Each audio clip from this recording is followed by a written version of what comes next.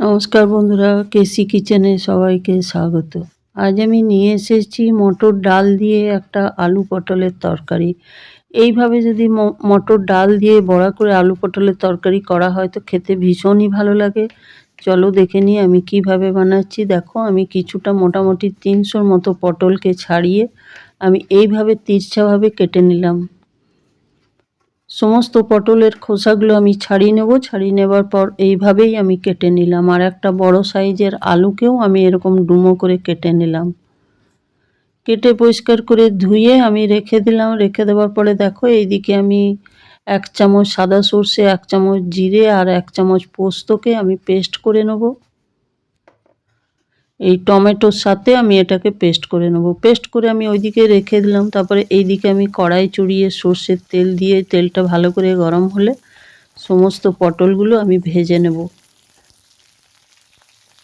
এই ধরনের পটলের তরকারি এইভাবে মটর ডালের বড়া দিয়ে খেতে ভীষণ ভালো লাগে। আর এখন মোটামুটি গরম পড়েই গেছে। দেখো, সমস্ত পটলগুলো আমি মিনিট খানিক ধরে ভেজে নিলাম। ভেজে নেবার পর সবগুলো আমি উঠিয়ে একটা প্লেটের মধ্যে রেখে দিলাম।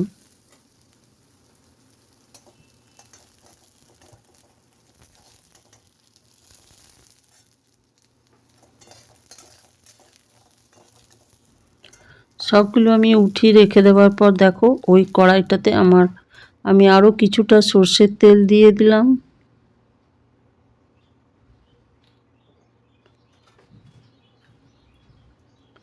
সর্ষের তেল দিয়ে দেওয়ার পরে 1 চামচ আমি গোটা জিরে দিয়ে দিলাম।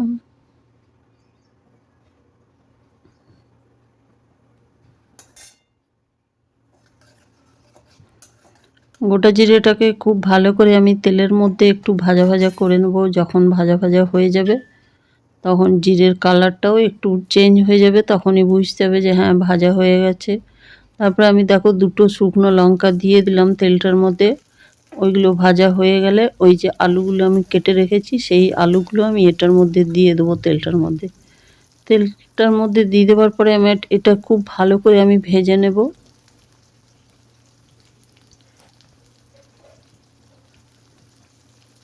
আলুগুলোর মধ্যেই আমি হলুদ 1 চামচ দিয়ে দিলাম আর ছোট চামচের 1/2 চামচ আমি কাশ্মীরি লঙ্কার গুঁড়ো দিয়ে দিলাম। দিয়ে দেওয়ার পরে দেখো, আলুগুলোকে খুব ভালো করে ভেজে নিতে হবে। তারপরে আমি পরিমাণ মতো নুনটা দিয়ে দিলাম। তোমরা যেমন নুন খাও কম বেশি করে নিও। আর মাথায় রাখতে হবে ওইদিকের আমার কতটা পটল আছে সেই মতোই আমি নুনটা দিয়েছি। তারপর দেখো, ওইদিকে যে জিরে, সর্ষে আর পোস্ত, টমেটো দিয়ে যে আমি মশলাটা করে রেখেছি সেই মশলাটা আমি এটার মধ্যে দিয়ে দিলাম। আলুটার মধ্যে দিয়ে দেওয়ার পরে খুব ভালো করে কিন্তু এটাকে ভেজে নিতে হবে। এটা কিন্তু সমানে নেড়ে যেতে হবে, কেন কি এর মধ্যে 1 চামচ পোস্ত আছে, না হলে পোস্তটা কড়াইয়ে ধরে যাবে। এটাকে মিনিট 5-6 ধরে লো টু মিডিয়াম আছে ভালো করে কষে নিতে হবে তরকারিটা।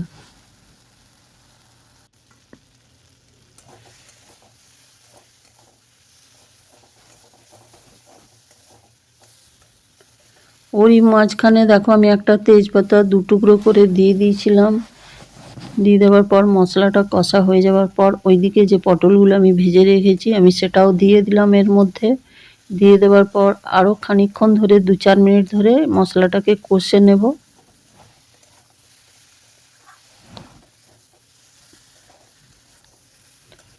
নিরামিষ তরকারি একটু ভালো করে ধীরে ধীরে ভাজলে বা কষলে খেতে ভীষণই ভালো লাগে আর তরকারির টেস্টও বেড়ে যায়। তারপরে দেখো, আমি ওইদিকে যে জারটা মশলা করে রেখেছি সেই জার ধোয়া জলটা দিয়ে দিলাম। তারপরে কিন্তু আমি কিছুটা ওইদিকে গরম জল করে রেখেছি সেটাও আমি এই তরকারির মধ্যে দিয়ে দিলাম।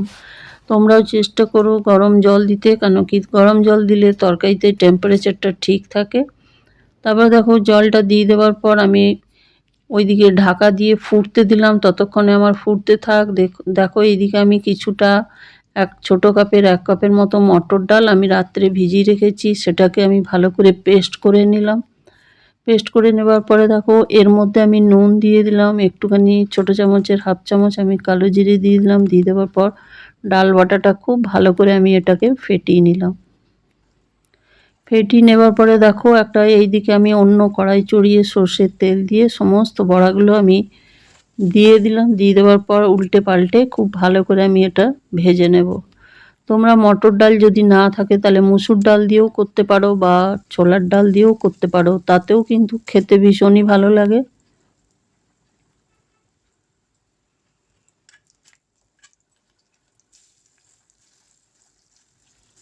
দেখো সমস্ত বড়াগুলো আমার লাল লাল হয়ে গেছে, উল্টে দিচ্ছি আমি একটু একটু করে।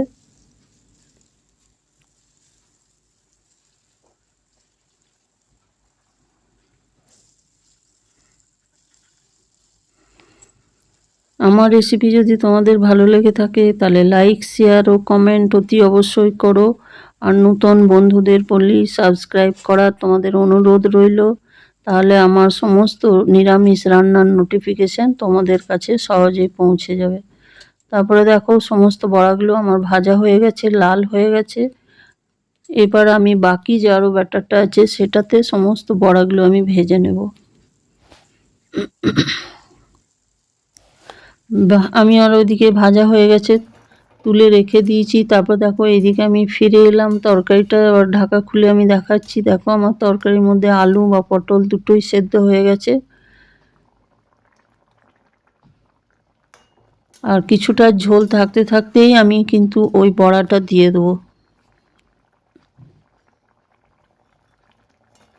ওইদিকে যে বড়াগুলো আমি ভেজে রেখেছি সবগুলো আমি এর মধ্যে দিয়ে দিলাম। দিয়ে দেওয়ার পরে দেখো এটা মটর ডালের বড়া, বেশিক্ষণ দিয়ে কিন্তু এটা ফোটাবো না।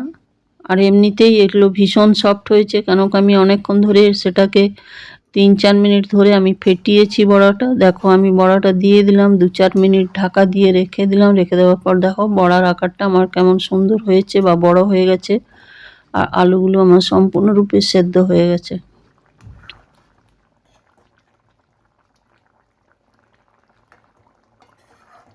আমি হাতায় করে আলুগুলো একটুখানি ঘাঁটা ঘাঁটা করে দিলাম, যেন 2-1টা আলু ঘাঁটা করে দিলে কি হয় তরকারি গ্রেভিটা ভালো হয় আর খেতেও ভীষণ টেস্ট লাগে।